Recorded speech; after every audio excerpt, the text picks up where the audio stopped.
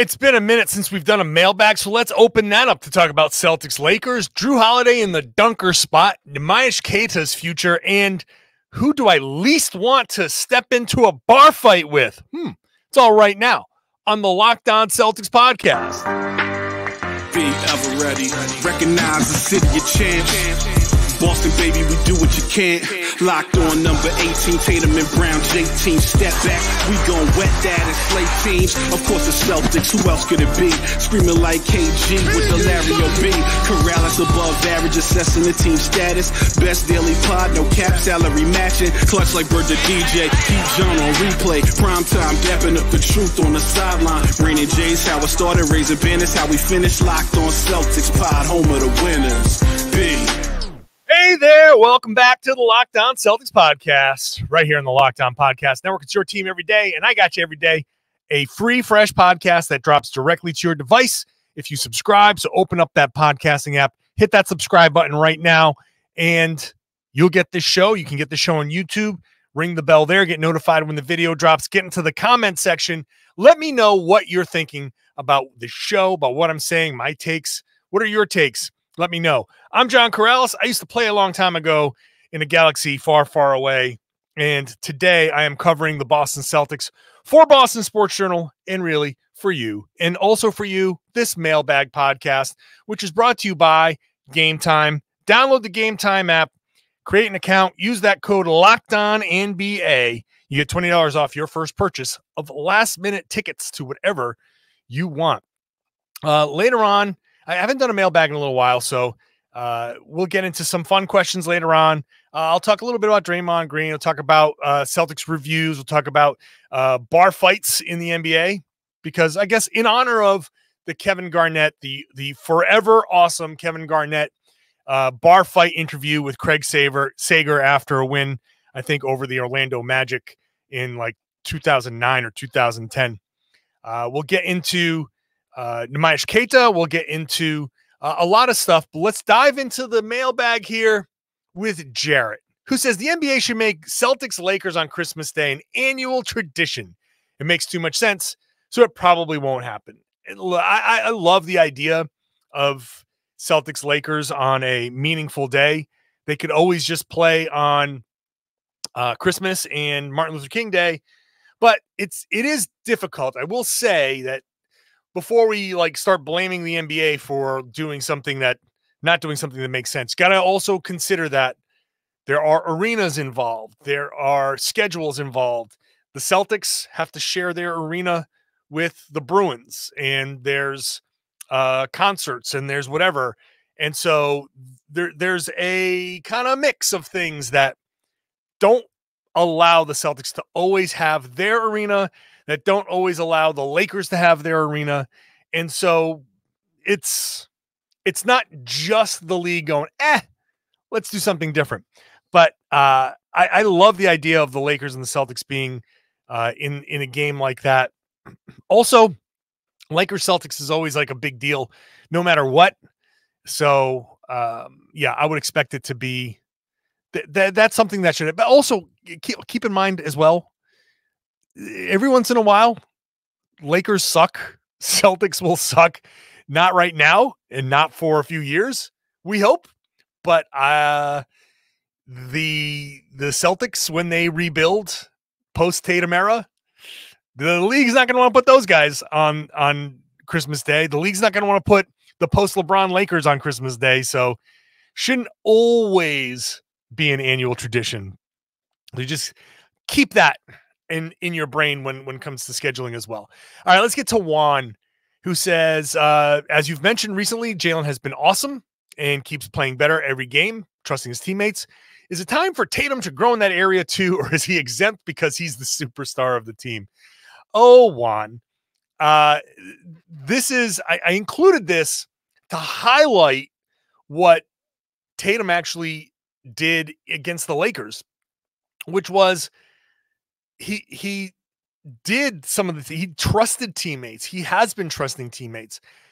Now, Tatum also takes some bad shots. The end of, was it third quarter shot where 16 seconds on the clock, he holds it, going up against Cam Reddish, and all he gets is that step back 3-pointer.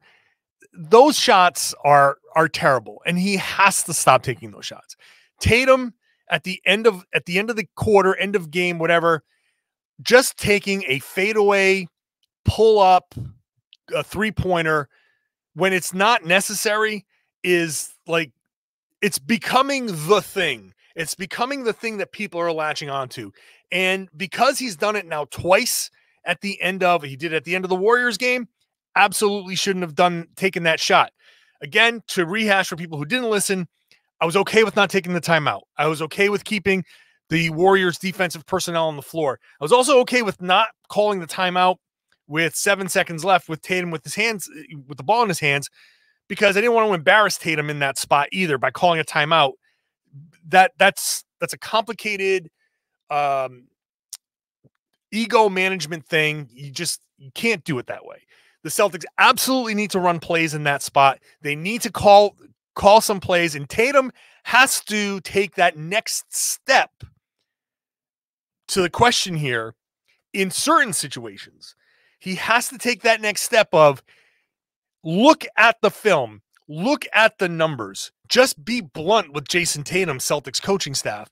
Be blunt with him and say, hey, buddy, look, we love you. You're doing a lot of great stuff out there. These pull-up jumpers, these pull-up 3-pointers in these end-of-clock situations, they're not cutting it for you. They're not cutting it for us. You've hit maybe 2 of them in your life, and you can't you can't keep doing that. Not on this team. Run a pick and roll. Run something. Either you're going to give the ball up to somebody like a Derek White, Jrue Holiday, Jaylen Brown, whoever else is on the floor. Trust any of those guys in that situation. Do it early enough where you can create an advantage, and maybe you get the ball back. Or maybe you just start off the ball and you're the screen setter, and maybe you find a way to get an advantage. Or maybe somebody sets an off-ball screen for you and you find your way into the post like you did in that one play that I highlighted on Boston Sports Journal yesterday when you pinned Austin Reeves in the middle of the lane, and you get that advantage and you get a pass and score there. Many other ways, but aside from those last second spots, I think Tatum has been really, really good about finding his teammates. The pass, the off the dribble left-hand pass to Sam Hauser was an amazing pass. He finds guys. He set screens. He probably had like 4 or 5 screen assists, which, hey, you can make fun of screen assists all you want, but he had those situations. You set the screen, the guy comes off of that, and he finds himself open. That is an important skill. So Tatum has been doing a lot of that same stuff. Tatum also has the ball in his hands a lot. He's initiating a lot. He needs to be better in certain spots for sure, to Juan's point, but it's not as bad as it seems because the shots that Tatum is taking are magnified. So it looks worse. The whole body of work is really pretty good, but those high profile shots, those have been bad, admittedly, and those have to change. Dana asks, I've been noticing Jrue Holiday in the dunker spot occasionally, leading to some easy dump offs and layups. What do you think they're trying to exploit with this wrinkle? Good observation, Dana. Dunker spot, for people who don't know, if you're looking at the hoop to the left, to the right, just outside of the lane, those are called the dunker spot because that's where the guys who typically dunk get the ball. When a guy drives, the help comes up, you dump it off to that guy, he dunks the ball. That's the dunker's spot. Literally a spot where the dunker lives. Holiday, not a dunker necessarily. But with him in the game and with Porzingis occupying the big on the perimeter, you're kind of smaller help onto whoever has the ball in the paint. So if you're posting up Jayson Tatum and you got Holiday in the opposite dunker, you're actually kind of inviting some help over, but it's a smaller guy, so Tatum can rise up and do a jump pass and dump it down to Holiday.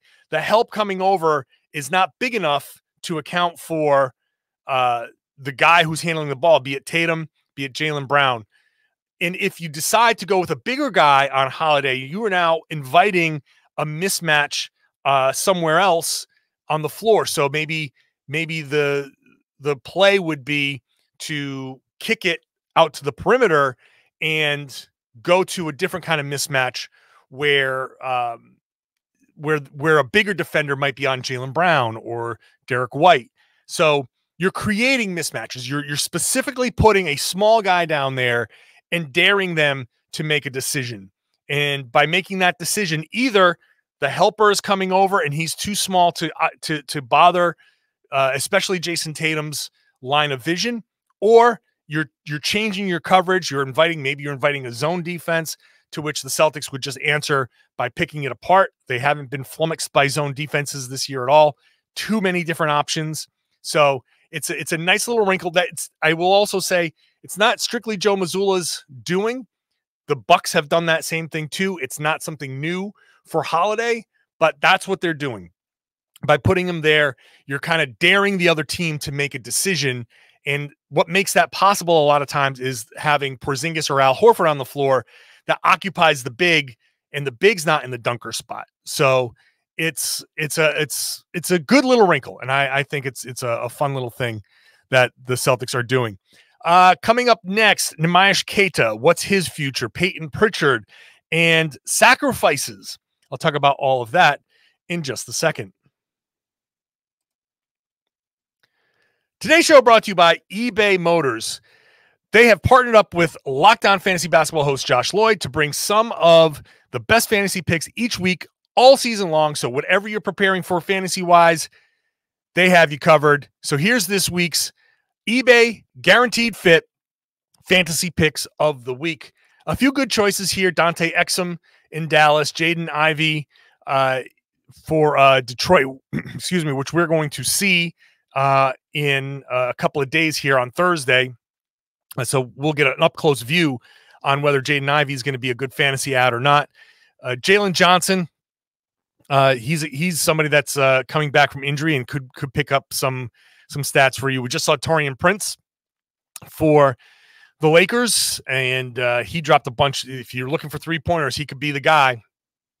I think New York with Isaiah Hartenstein is a good choice. It's kind of funny. I think Stephen A was like, "Oh, we're relying on a guy named Hartenstein." Like that's a guy that can actually do some work for you.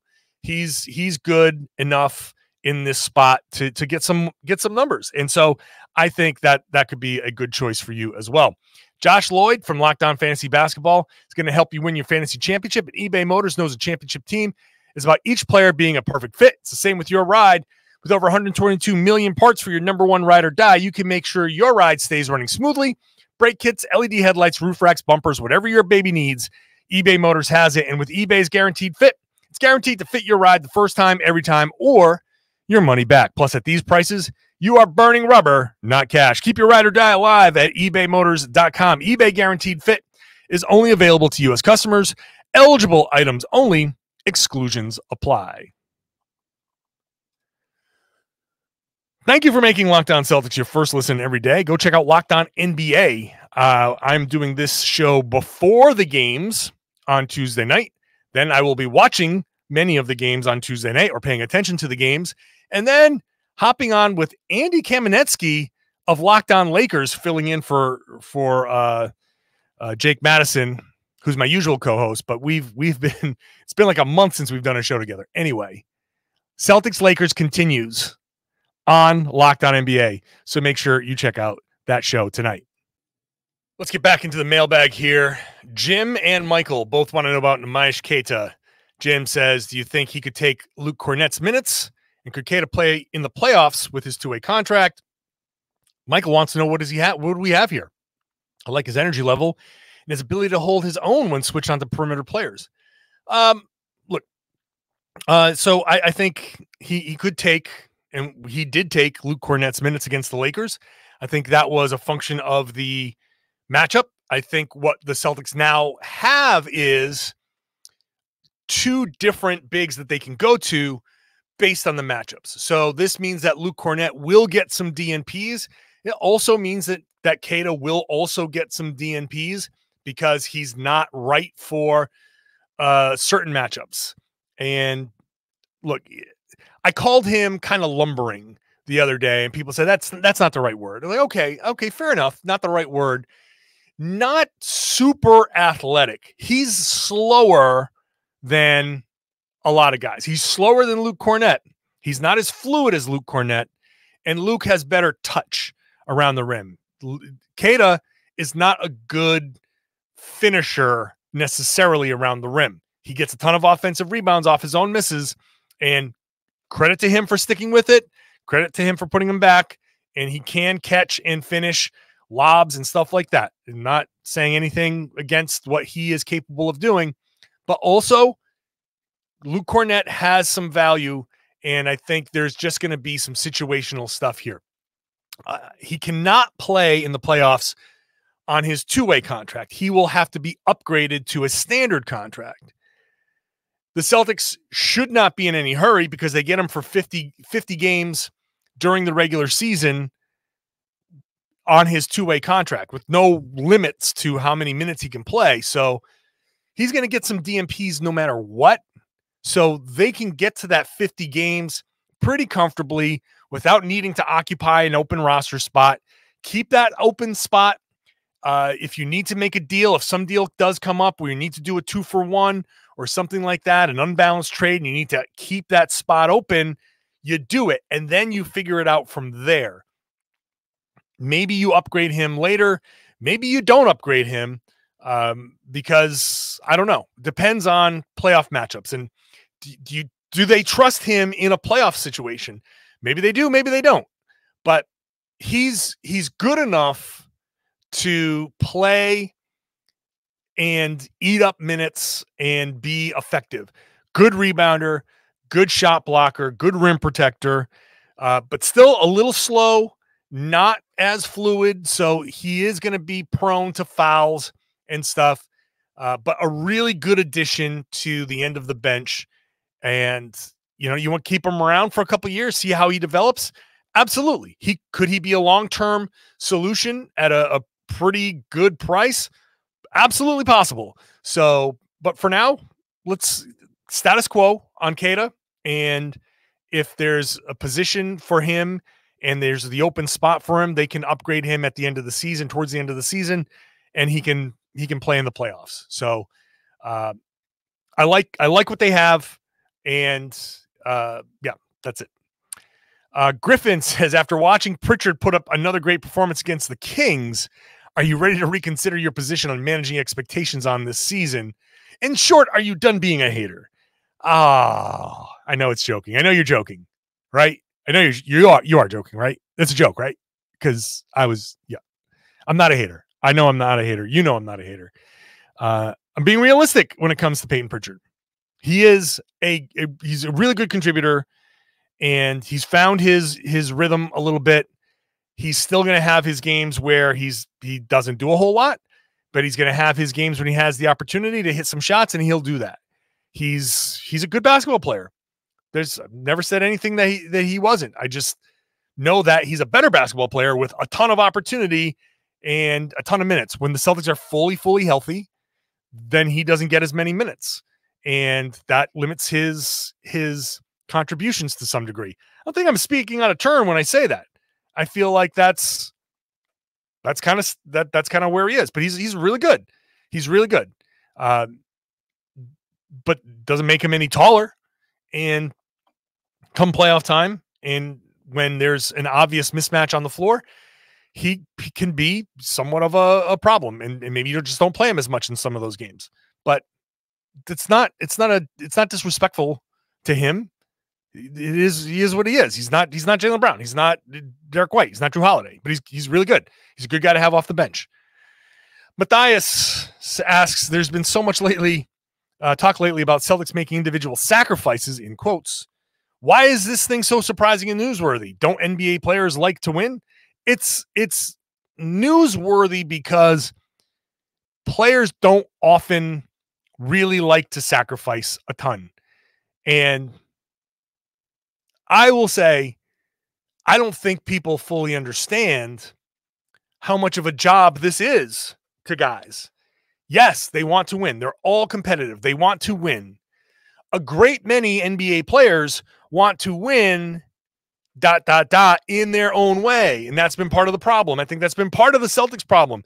A lot of guys, when they're younger, they don't want to sacrifice. They want to be who they are. They want to play their games. They want to go out there and like, I'm going to do me, right? And then that kind of, you understand that most guys who sacrifice don't actually do that until they're older. There's a natural progression here. You come into the league, generally speaking, players come into the league, they want to prove themselves.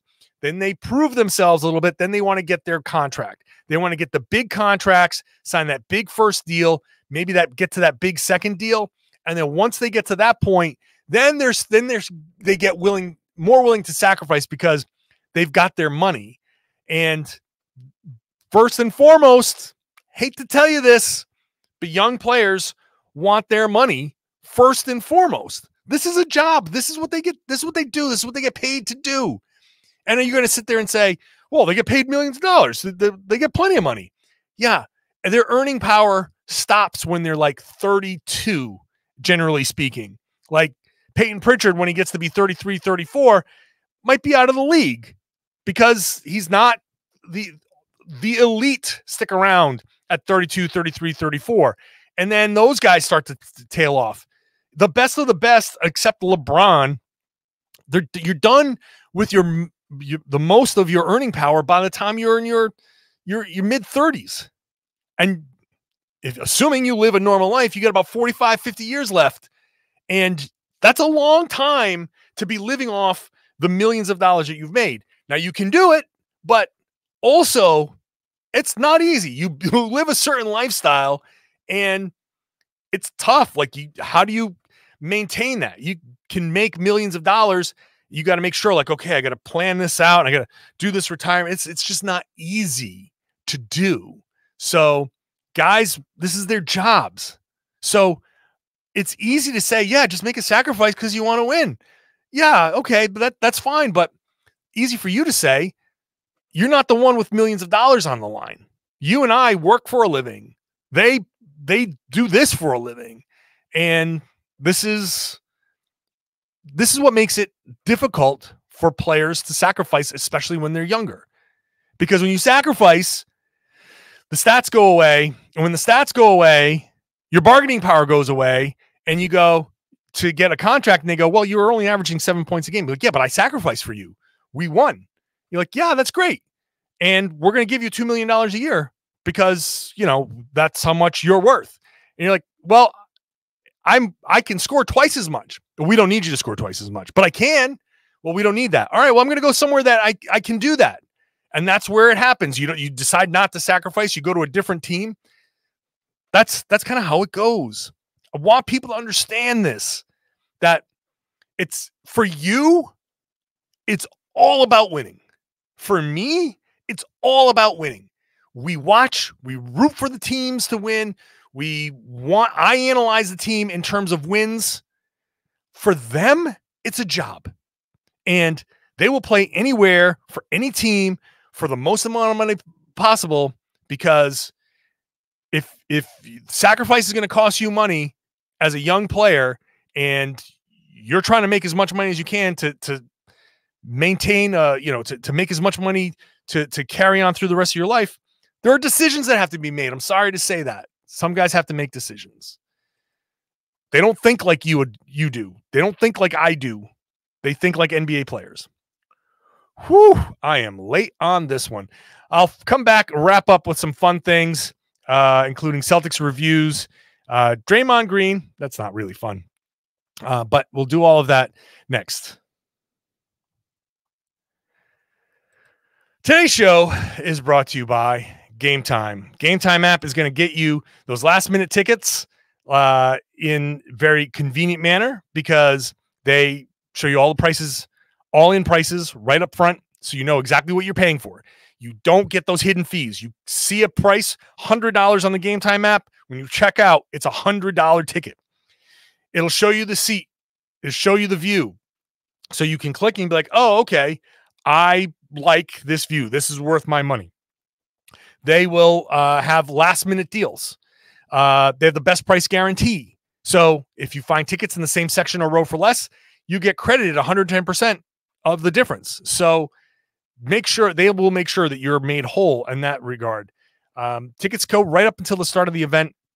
Exclusive flash deals, zone deals. You can save about almost 20% because you pick the section. Gametime will pick the seats for you. Take the guesswork out of buying tickets with Gametime. Download the Gametime app, create an account, use the code LOCKEDONNBA. You'll get $20 off your first purchase. Again, terms apply. When you create an account, you redeem the code LOCKEDONNBA, LOCKED, LOCKEDONNBA. You get $20 off your first purchase. Download Gametime today. Last minute tickets, lowest price guaranteed. And when you're done here, head on over to Locked On Sports Today. It's your first ever 24/7 streaming channel on YouTube. It's a fun way to get caught up in the entire league. Locked On Celtics was on there 6 o'clock this past rotation. So the big stories are all there. So make sure you're subscribed. Go check it out. Leave it on in the background. All that stuff. It's fun. It's fun. So is this mailbag, which I've got to rip through the rest of this because I had to explain all the sacrifice stuff. Landon, this is interesting because this was clearly sent a few games ago, but I wanted to highlight this for a reason. Landon said, why do the Celtics always collapse in clutch time? It happens so often that sometimes it seems more than just not executing. If there's a ranking for clutch teams, I would like to know the stats for that. So the Celtics don't always collapse in the clutch. We've seen that. They didn't collapse against the Lakers. They didn't collapse against the Clippers, the Kings. They didn't collapse anytime at home. They collapsed against the Warriors. Bad game. Okay? Bad game for them. But I highlight that because I want people to understand, just like the Tatum last-minute shots, those are high profile, right? The high profile shots, the high profile games, those are the games that people see, and those are the games that people latch onto, and those are the games that people think of and go, oh, I remember they collapsed this time. Oh, I remember they collapsed that time, and so on and so forth. So I think the Celtics are not as bad as people believe in the clutch. So here are the stats.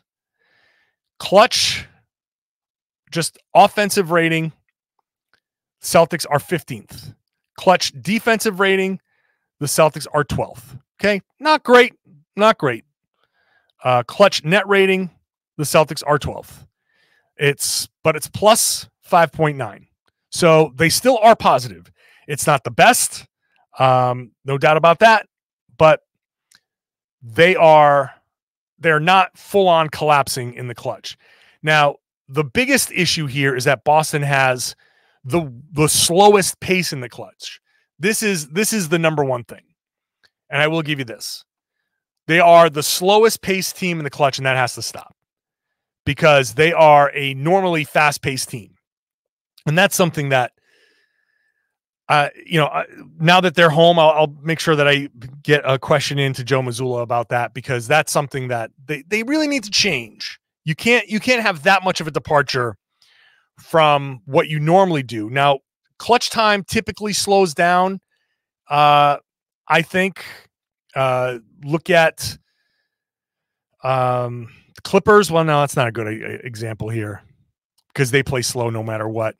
But the Washington Wizards are the fastest paced team in the clutch, and that's, they're not good. The Hawks. Now the Sixers are up there, the Knicks, but then the Spurs, Bucks, Thunder, Pacers, Magic, Pistons are 10th. So I think what you're going to see is the pace does not indicate being good in the clutch, but the Celtics can pick theirs up for sure. But I wanted to highlight it because the Celtics are clearly that's been a long-standing kind of perception, and it happens, sure, from time to time. It's not as bad as it used to be. It's better, but it can still get better after that. James asks, how does the Celtics assistant with the tablet, review a play so quickly to recommend a challenge. What kind of video feed did those coaches have? So that's Matt Reynolds. He basically has the live feed, the same live feed that you are watching on YouTube TV or on cable, but there's a delay by the time it gets to you. What he's watching is the just straight out of the truck back to like it's the same kind of replay that Scal gets, that Grandy and Max get in real time. So when they're calling the game, they're getting those replays like right away so they can show you what you're seeing, you know, what they're seeing. So he's getting the same like live feed.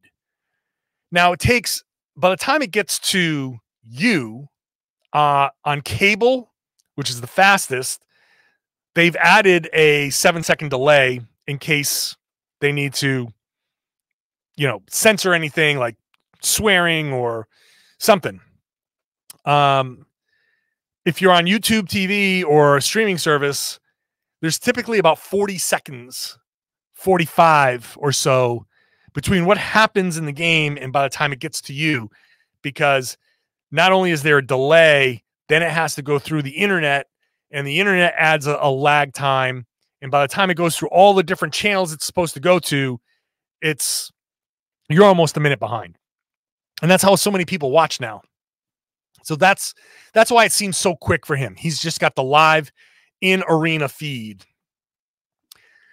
Hank asks, will Tom Westerholm ever get a shot at doing a solo podcast? I love you, John, but I was curious if Tom has the same skill set you have to carry an episode on his own. Well, I'm sure Tom can do it, because Tom did do it when he had his other podcast, which I'm totally drawing a blank on what his podcast was called. Anyway, he had a podcast on a rival network that just kind of went away. He's done a lot solo shows before. He's smart. He knows the game. So he could, but I like doing this podcast. It's my podcast. And so unless there was an extreme emergency for me, I would say Tom wouldn't do a solo podcast, because it's my podcast and this is my job to do this show. And so he comes on to guest host with me a couple times here or there, which is a great help. But that is the extent of Tom's job. But you know, it's possible. I'm not opposed to him doing it. It's just that this is my job and I like doing my job. Martin says, can you please share your thoughts on the Draymond Green stuff? Sure. Draymond Green used to be able to put up with this stuff, and now you can't, because he's not good enough to do that anymore. He's doing worse stuff, and he's not as good as he used to be. So the overlap of how much you're willing to put up with versus, you know, his production has like drifted apart. It's no longer a Venn diagram. It's just two separate circles.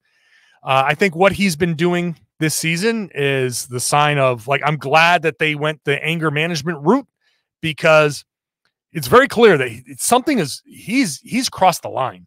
He has crossed the line. Like, even like the kicks to the groin, that was crossing a line as well. But that stuff was, I don't know, relatively infrequent. Now it's happening with much more frequency. So something's up. I'm glad that they're trying to get him help. I hope he's legitimately embracing the help. I'm a big believer in therapy, and he better be getting plenty of it.